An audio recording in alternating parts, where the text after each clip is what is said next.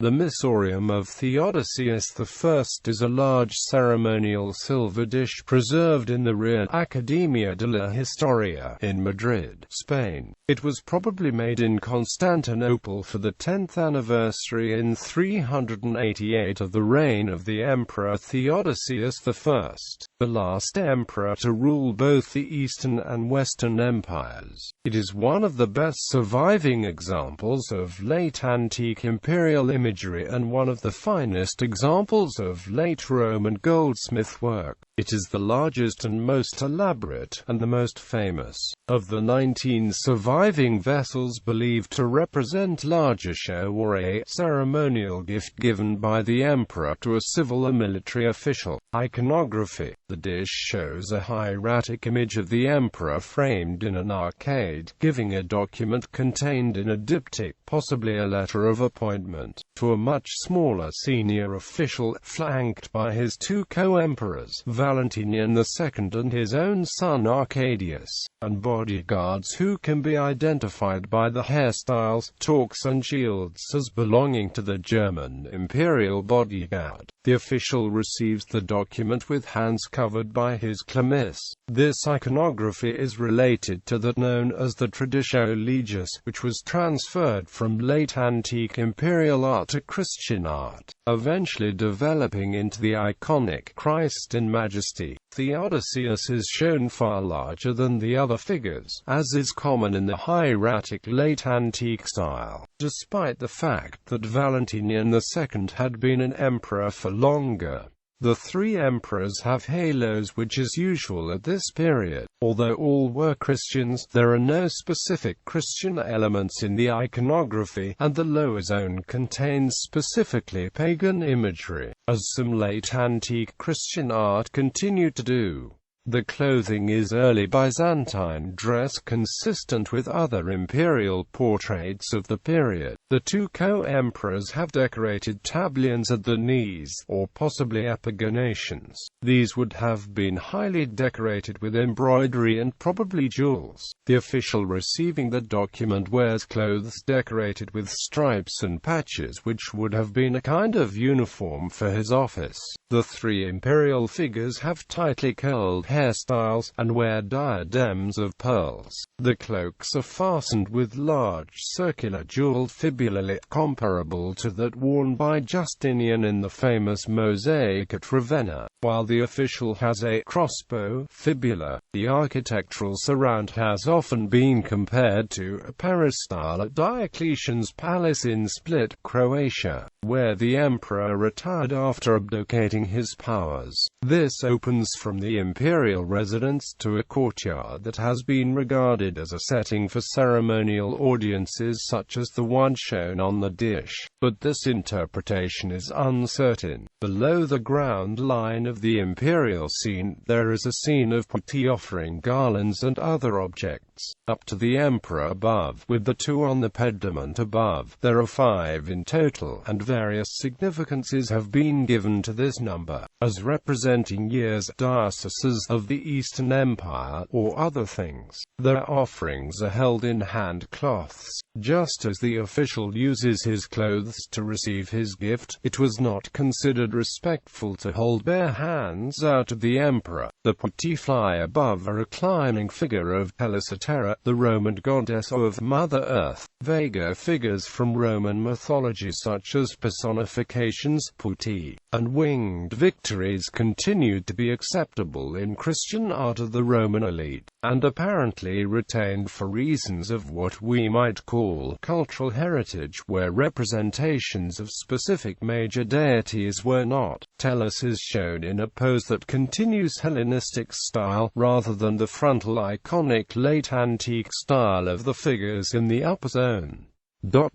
Discovery and condition. The Missorium comes from a treasure of silver objects that also included 2 plain silver cups, now missing, discovered by a laborer in 1847 in Almendralejo, close to Mérida in the Spanish province of Badajoz. When found, it was folded flat along the line of the diagonal cut that now divides it into 2 pieces, which was made as part of an attempt to restore it, though an attempt at a cut along the same line may also have been made in antiquity. It is in good condition apart from the areas affected by this, but that it was folded may suggest it was being treated as bullion when deposited. The height of the silver relief varies, and is highest in the face of Theodosius and other highlights of the composition. Much of the detail on the clothing is engraved. A commemorative dish. The dish is one of the most beautiful examples of silversmith's work of imperial largesse,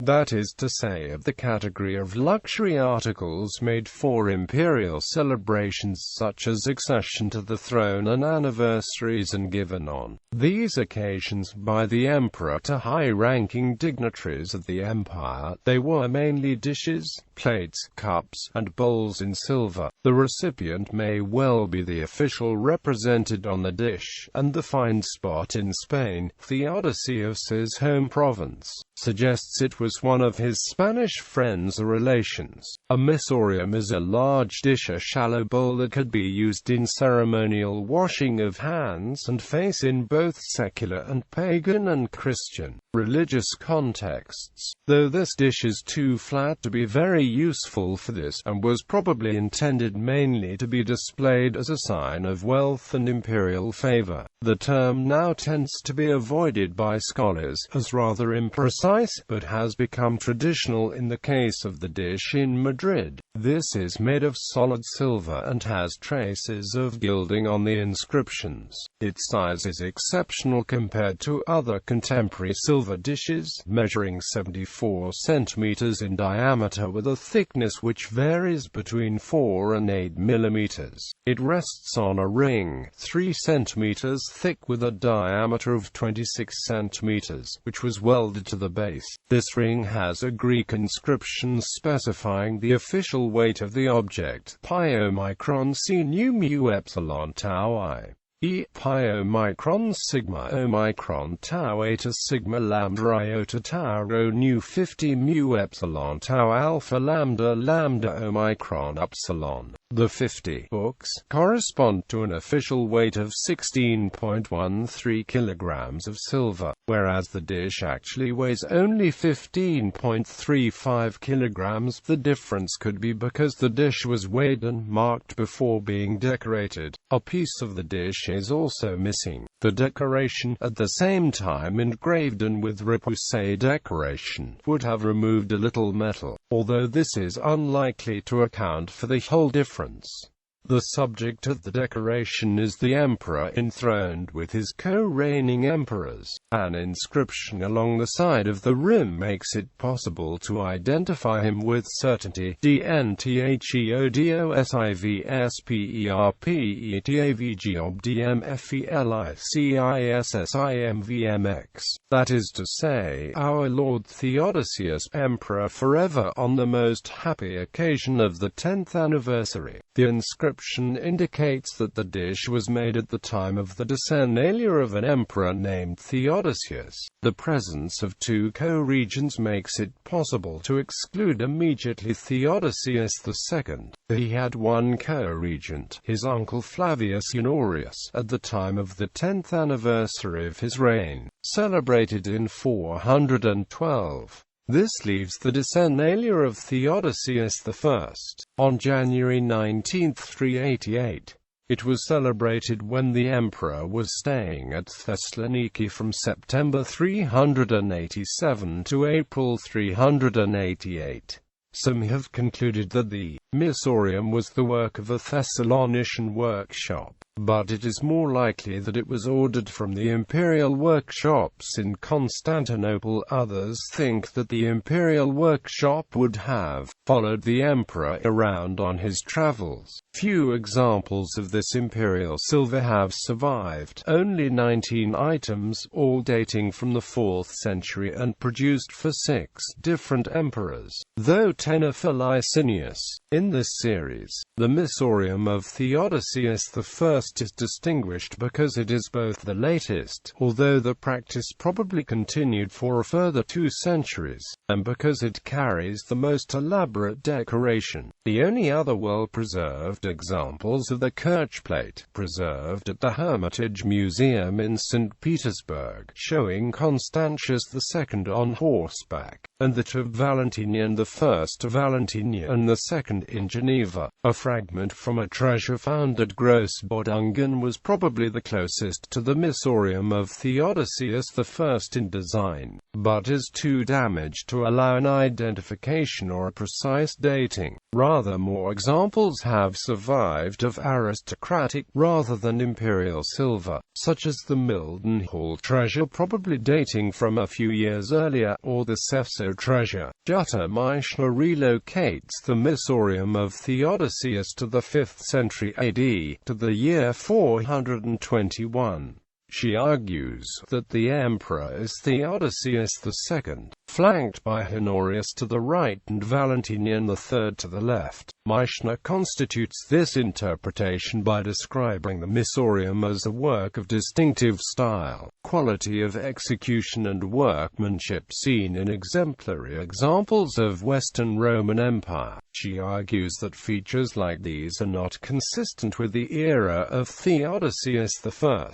Arne Effenberg has argued against this interpretation, stating that Theodosius II became autocrat in the year 408 AD, so his 10th reign anniversary would have taken place in 418 and not in 421 AD. He believes that it is thus unlikely that anniversary specified in the inscription may date to the reign of Theodosius II. However, Meichner bases her argument on the inscription mentioning a 10th imperial anniversary was intended to celebrate the continuation of the dynasty. 10 years after coming to power, Theodosius II in 418 AD, following his father Arcadius's death in 408 AD. On the basis of this evidence, she believes that it was most likely commissioned by Galla Placidia and produced in Ravenna in around 421 AD as a gift to her nephew Theodosius II. She concedes the reading of the Roman numerals inscribed on the Missorium by Alicia Canto in her detailed study, as quindecennalia, the 15th imperial anniversary, as opposed to the common reading of decennalia, gives us a new perspective and reassessment of the history, the circumstances of the Missorium's commission by Galla Placidia and its intended functions and unresolved provenance.